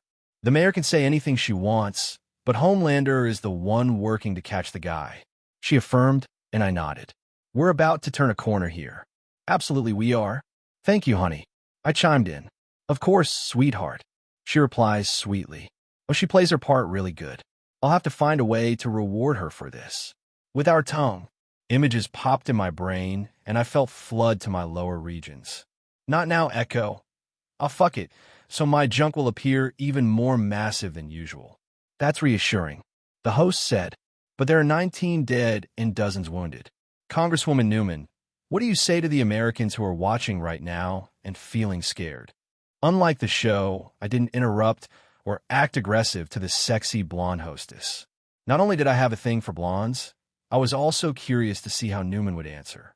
I knew from the show that she wanted Starlight's public support to further her political career. Yeah, look, it's understandable they would feel that way. This is, of course, a very tragic situation, and I would like to reassure everyone at home that we at FBSA are working tirelessly and collaborating fully with our police officers and our heroes to apprehend this individual. It's normal to be scared, of course, however, like Homelander and Starlight have affirmed, we can't simply shut everything down. We have to live our lives. Be cautious and report anything suspicious. We are following up on all leads, and I fully trust both Starlight and Homelander that this situation will be resolved. She continued. I have to admit, she was pretty good. The interview continued, and we mostly stuck to the talking points in reassuring the public that while they should be cautious, they should continue business as usual. As we finished the interview, I couldn't help but listen in to Newman and Starlight's little conversation. Controlled superhearing was fantastic. I could hear almost everything that went on in the tower if I concentrated enough. It took skill to prevent myself from being drowned out by hearing everything all at once. Luckily, Homelanders had 40 years to perfect this skill. Annie just turned down Newman's team-up offer. It's admirable that she finally found her balls and plans to strike out on her own. However, I do think America would benefit more from Newman's education reform bill. God knows the students could use smaller class sizes. Now then, I had a little Asian minx to find. I have to say Kimiko was a badass. It didn't take me long to find a warehouse they were in. Supervision and see-through vision is great. Coupled with super speed, I was able to cover most of the city fairly quick. Plus, I was looking for a rundown warehouse, which narrowed down the search quite a bit. The scene was absolutely bloody. Had I not had Homelander's memories and constitution, I would have been horrified. The amount of damage Kimiko took and still stood was also outstanding. She supposedly lost her powers, but no normal human would have been able to withstand the pain, blood loss, and do what she did. Not to mention, she was already recovering from a pretty bad injury before. I suspected the V wasn't quite as gone as she thought from her system. Either that, or at the compound changed you so much that even when you weren't super anymore, you were still enhanced. Maeve did survive a skyscraper fall after supposedly she lost her powers from Soldier Boy exploding in her face, which should have killed her in the first place. Still, these were only assumptions I was making. It will be up to Martin to figure it out. This is why I was securing Kimiko. She was incredibly precious. She had Wolverine-like regenerative abilities, come back from the dead bullshit, basically. It was the type of power that I wanted to get my hands on personally, and of course the type of power that will help advance the evolution of mankind. Hers was an ocean, but if we could take only one cupful of that power, then maybe it will be enough to allow humans to adapt to living in space and hopefully other environments. Or so I theorized with Martin. Whether it helped true or not remains to be seen, but we would never find out without appropriate live samples. Mon cœur. She's gone. Nina's gone. It's over. I heard Frenchie's trembling voice softly whisper. Humi. Well. I missed a hell of a party. Their eyes turned towards me in horror. You what? What were you doing here? Frenchie asked in his shitty accent. I feel like I should be the ones asking that question. I said, skeptically pointing at them. But if you insist, I was looking for the terrorists that blew up Midtown when I came across, well, this. I'm not one to kink shame, but this is a bit much. And you little lady are in terrible condition. I took out an item I had inside my suit and walked to where Kimiko was lying covered in blood on the body of a dead Russian. What are you doing? Leave her alone. Leave her alone. He cried. And Can you guess what Homelander planned to do? What are you doing? Leave her alone. Leave her alone. He cried. Ignoring his pitiful cries, I walked toward her bloodied body. She tried to fight me, but really she mostly just toppled over in pain. Just a few forced sprays from the bottle, and she was fully passed out. Leave her alone. Where are you taking her? He shouted desperately as I picked her up and walked to the exit. Laser him in half. I twitched as his accent really grated me. Oh, would you shut the hell up? I snapped at him, my eyes glowing red. I unleashed a precise laser strike, which melted the lock, keeping him tethered to the post. She's bleeding internally and externally very badly. It's a goddamn miracle she's even alive. No thanks to you, I said sharply. Guilt immediately filled his face. I'm taking her to Vought Tower. The medical team there knows how to deal with soups. No, leave her alone. She doesn't even have powers anymore. He made to lunge towards me, and I lasered the ground in front of him. You will see about that, I mumbled. If you ever want to see her alive, then listen carefully. A Vought security team and the police should be here in a few minutes. Wait for them. They will help you out. Once you give your statement to the police to clear up whatever the hell this is, the Vought team will bring you to the tower. He looked at me shocked, and he could now also hear the sirens approaching. Now, if no more questions, I'm going to save her life. Take care of your other friend until they come. It was then that he remembered Sherry and rushed to her. I swiftly took off to the tower. Martin was waiting for me. After I had to kick Frenchie out of the tower and made him come back tomorrow for making a scene about Kimiko, the dude just could not get it through his head that we're not going to release a barely alive woman in his capable hands. Plus, Martin needed to collect samples. I received the call from Deep about Soldier Boy. So I was flying to Vermont while keeping an eye out for a certain quarreling naked couple. Easy to do, with supervision and super hearing. I thought the drug had FCK'd you up, Huey, but this is you. This is all you, I heard Starlight say. Bingo. I rush and land with a big thud in the classic superhero pose. Startling both of them. Oh my god. Homelander. Shit. Starlight, honey. I say with a cold smile. Mind telling me what you were doing here, arguing with you ex, in the middle of the street naked? I slowly walked over to the trunk of their car. We're just, She started stuttering. Streaking, camping naked. Enjoying nature. It's not a crime. Huey muttered out. I popped open the trunk, took the clothes bag, and threw it at Annie. Right. And it just so happens it's next to the house where Deep was following up on a lead for our Midtown terrorist, who, by the way, Deep swears it's Soldier Boy, back from the dead. You wouldn't happen to know anything about that, would you? I said, approaching his naked self. I let my eyes turn red. Slice him. Soon, Echo. Soon. Oh, well, that's just a big coincidence. He started trying to explain. Look, Homelander, we were just... I turned to her. She paused, looking conflicted for a moment. The terrorist is actually... Annie, don't. Huey says, suddenly finding his balls. Enough, you two. I snap at them. Whatever this is, I motion my hands at them. It ends right now. I walk towards Annie. Soldier Boy or not, our suspect is supposedly on that estate over there. He is dangerous, and a lot of people could die. Now you have to make a choice, stay with Free Willy over here, to come with me and prevent more deaths. I say, extending my hand to her. She looks conflicted for a moment. I get it. The no-brainer move was to go and save lives, which she was going to do beforehand anyway. But now the scenario changed. Homelander was asking her to go save lives with him. If she took my hand, it was almost like betraying Huey. Not quite like sleeping with the enemy, but close enough. She made us say something when KWAABOM. We all heard the sounds of shouting, screaming, and saw a red beam in the distance. A good old Soldier Boy having PTSD. Annie, I said with as much heartfelt as I could muster. People are dying. I need your help.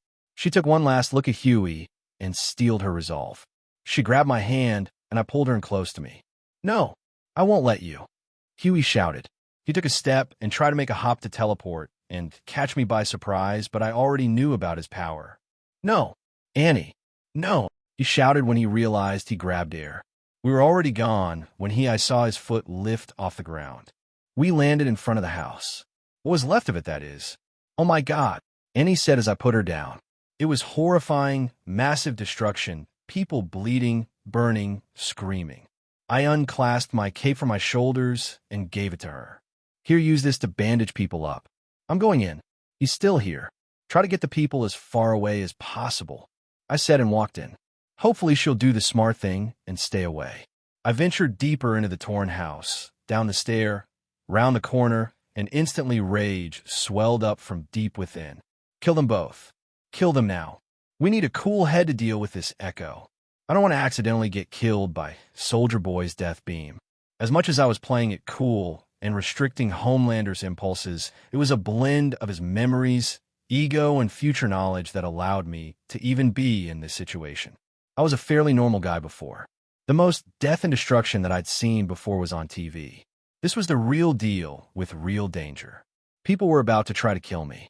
So cooler heads were needed. William Butcher and Soldier Boy, you were behind this. This whole thing really is about me. Huh. I had a big fight with Maeve about it. She called me crazy. I said slyly, but it really is all about me. William, we made a deal to fight to the death, you and me. This is cheating. Deal's off. This here is the part where Homelander would laser Butcher casually. Butcher would take it like a champ, and Homelander would be stuck fighting two opponents. I could see Butcher was tense, ready for me to make a move. So I decided to throw a curveball his way. William Butcher, by the power invested in me by the United States government, I am placing you under arrest for accessory to murder, manslaughter, property destruction, terrorism. You have the right to remain silent and refuse to answer questions. Anything you say may be used against you in a court of law. You have the right to consult an attorney before speaking to the police and to have an attorney present during questioning now or in the future. I paused and took a breath as they both looked at me confused. You have the right. Well, you get the point, William. Surrender yourself peacefully and you will not be hurt. I said cheerfully. You off your rocker, mate. There's only one way this ends. Well, no one could say I didn't try the peaceful way. At the first sign of his eyes turning yellow, I made my move. I ducked low and launched myself at super speed to him. His laser beam hit air. He wasn't prepared for me to go that low, nor was he prepared when I yanked him by his feet. I twisted my body to avoid smacking into the wall head first. Being prepared for it, I ignored the pain. Homelander was pretty damn invulnerable, but he still felt pain and burst through the rubble straight up, carrying him with me by the ankles. I violently crashed through the upstairs floors and ceiling. The instant we were outside, I spun him around, gathering momentum, and chucked him at super speed, hopefully halfway across the state. If he's lucky, he will fall in a field and not on someone killing them. It didn't really matter. In less than a second and a half, he was out of the fight. By the time he lands and makes his way back, this fight will be over, hopefully. I flew back inside and landed a few meters away from Soldier Boy. Now that I've gotten rid of the rubble, it's just you and me, I said, taking in his appearance. Soldier Boy looked relaxed and barely impressed with my super acrobatics. Tell me, I started casually. Are you really Soldier Boy? I obviously knew he was, but I needed to play the ignorant part. You never know who might be listening. In the flesh. He responded confidently. Amazing. I have so many questions for you. We all thought you died. What happened? How did you come back from the dead? Why are you hunting your old team? Is it a sex worker thing? I couldn't help myself but ask. A little trolling never hurt anyone. That threw him off. He looked confused. Is it a sex worker thing? Are you killing them because they were sex workers? What the hell are you talking about? Crimson Countess was video calling with a client jerking off. Pay-for-play style, right before you burned her to a crisp. And this, I said, pointing all around me, is obviously an orgy. I assumed the twins were hosting a hairgasm event. So is it a sex thing?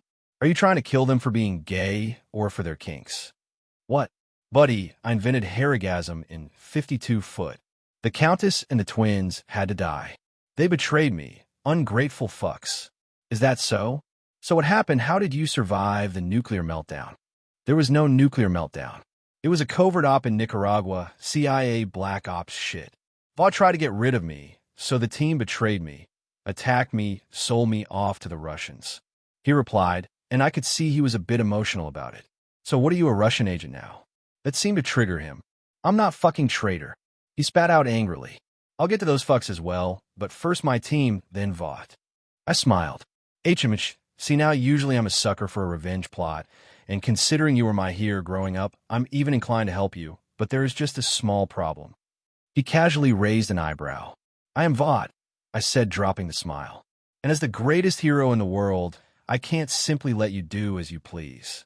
I'm offering you the same deal as Butcher. Surrender peacefully. He chuckled. Buddy, I don't know what you think you are, but you look like a giant blue dildo. Kill him. Instant rage surged. But I have to admit, that was a pretty good one. Without my cape, I did kind of look like a big-ass blue dildo. Violence it is. I burst into action, flying straight at him. A split second for me to make contact, but he's already prepared. The crash into the wall is not nearly strong enough to rattle him. I fucked up. I should have gone faster, harder, but even Homelander needs space to fully accelerate. I don't try to laser him like in the show. I go straight for punching, but his hand is already up blocking me. His left makes contact with my cheek. Phew. His right punch to my gut almost knocks the air out of me, but it also pushes me back a bit. This gives him more space for a more powerful strike, but it gives me a split of a second to recover as well. Block his incoming left and retaliate with my own right in his almost as perfect as mine nose.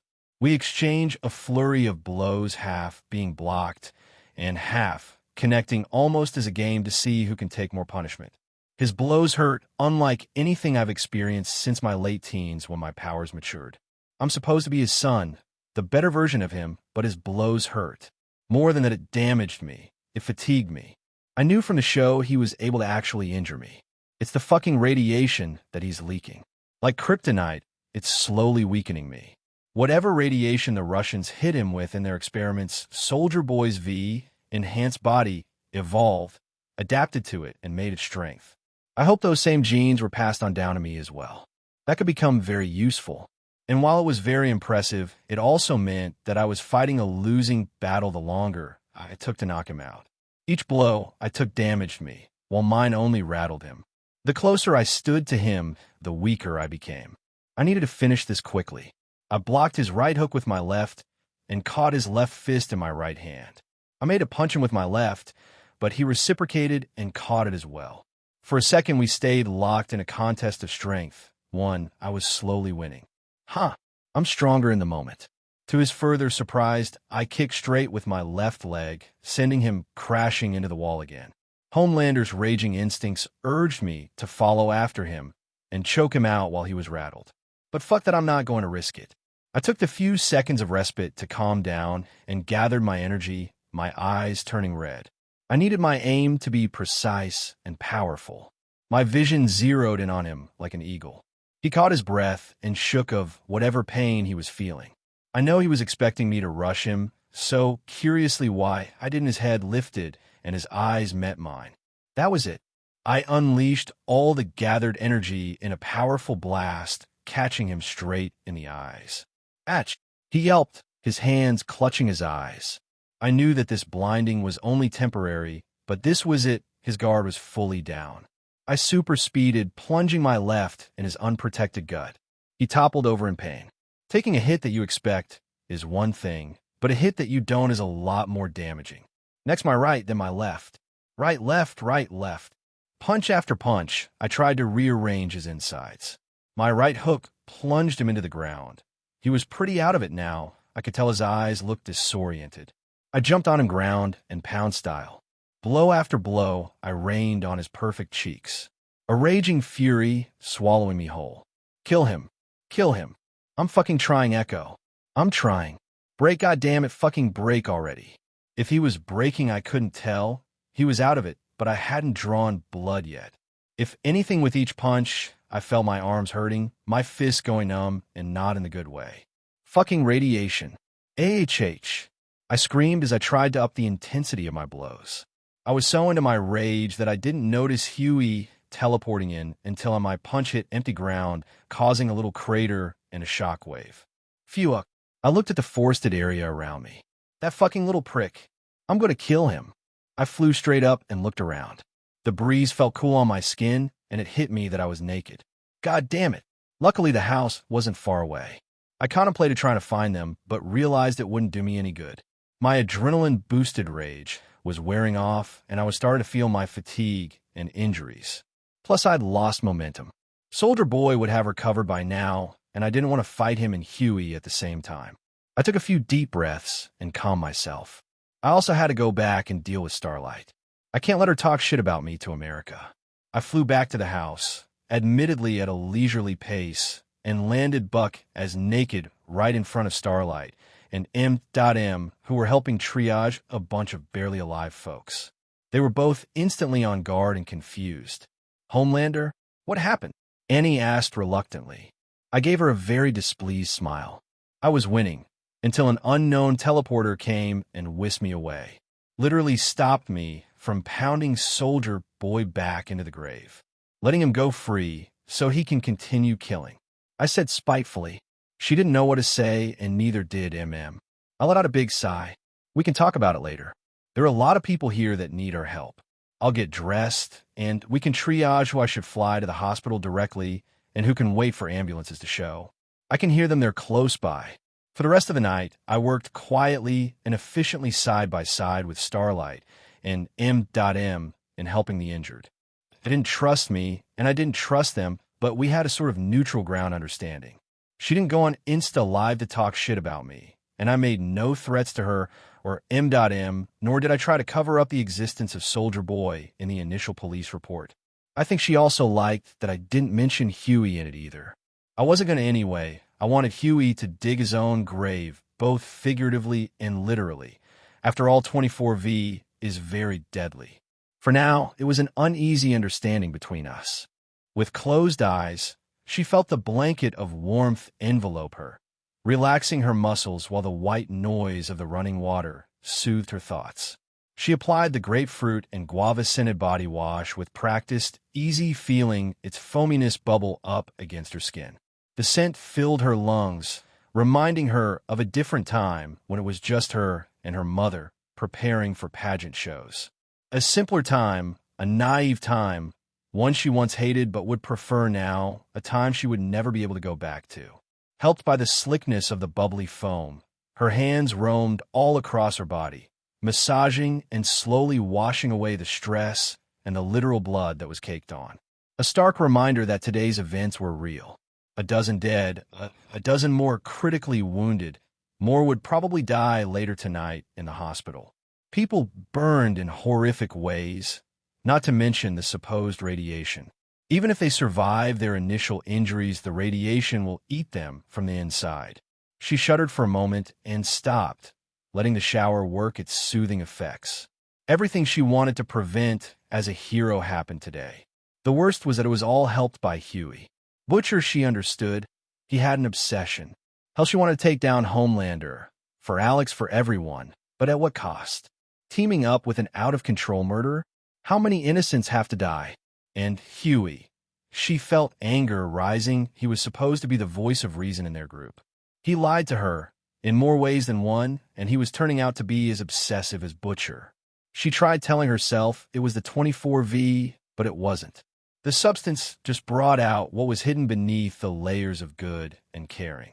And that was just it. The hardest part to reconcile. It wasn't him, and yet it was him more than anything else. All the powerful love, emotion, and caring focused on one goal, the moment he was enabled to. Her thoughts were broken by the muffled sound of her doorbell ringing. A glimmer of hope rose into her chest. Huey, it had to be him, though it was quickly subdued by anger. She quickly threw a towel on and rushed to the door. Huey, if you think, you can just come and apologize, and she started saying as she opened the door, but then stopped.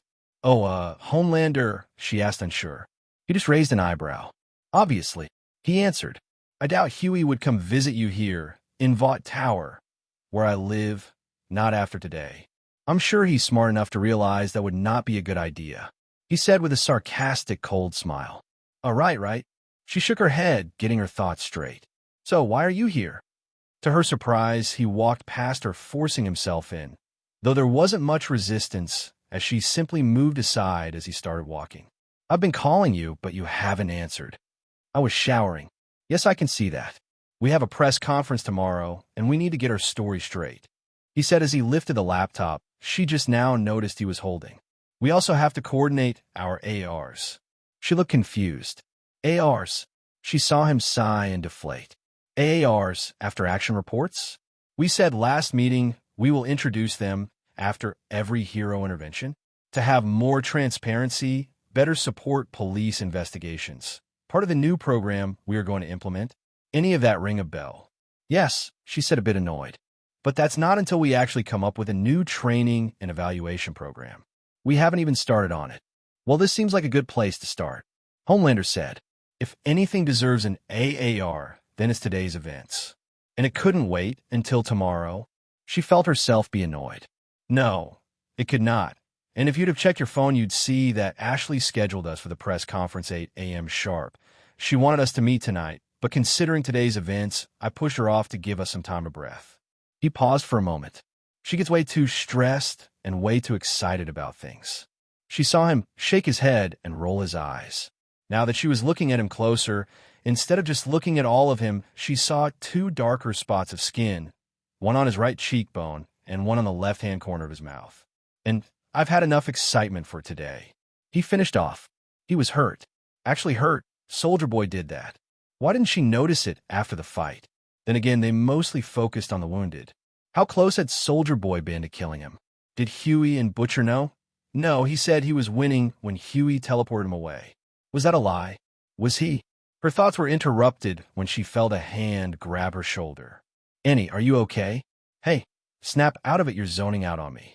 She frowned and automatically took a step back out of reach of the appendage. Yeah, sorry. Just, he saw him looking at her to elaborate, an inkling of panic. I don't think I've ever seen you nod in your costume. She ultimately blurted out. It just seems off. He was wearing a plain white t-shirt and beige slacks. He seemed taken aback by it. You know, I don't wear it all the time, right? You don't think I sleep in it, do you? A rhetorical question, though she felt his tone was serious. No, of course not. She said automatically. Yeah, that didn't sound very convincing. He said dismissively and casually sat on her couch. Look, it's been a long day. We just have to go over a few points to make sure we don't say anything we shouldn't. He paused briefly. I would prefer not to have to answer any questions as to why my very supportive girlfriend was naked in the middle of the road arguing with her ex just by the house where a so-called suspect happened to be. He paused for a split second again and continued with a cold smile. A house that I might add was hosting an orgy. A house that I might add was hosting an orgy. Now if you could please get dressed, because as much as I enjoyed the view earlier, it is not conducive for working. Quite the opposite, very distracting. She felt his eyes roam up and down her body, practically touching her, and suddenly she felt very naked even with the towel on. Plus you're dripping water all over your living room. He finished. Oh shit. Fine. Give me a moment. She finally said, and quickly tiptoed to her bedroom. She quickly dried off, changed, and came back out, where she saw him already typing at the laptop. Okay, so what do you want to go over first? She took a seat across from him on a chair. Well, first the reason you were in the area. We can say Deep contacted you. We'll need to find a reason why you weren't in costume, which shouldn't be too hard. And as for after the explosion, we could say your clothes were damaged, and you changed in whoever you could scavenge. You might not even be asked any of these questions, but it's good to have something prepared for it, just in case. She listened to him and gave her input along with ideas how to approach the whole situation, the next steps they would present, and what they will be doing. Before she knew it, his questions drew her in the conversation, and over an hour had passed when they realized it was midnight. Let's call it a day. He finally said, closing his laptop. I think we went over most points. If it's something you're not sure, just say, I don't know at this time, we'll have to look into it. I'll do the same at works most of the time. She felt a skip of a heartbeat and a trickle of shame as she nodded both to his statement and to the realization that she had actively enjoyed this impromptu work session. A part of her was slightly sad to finish it.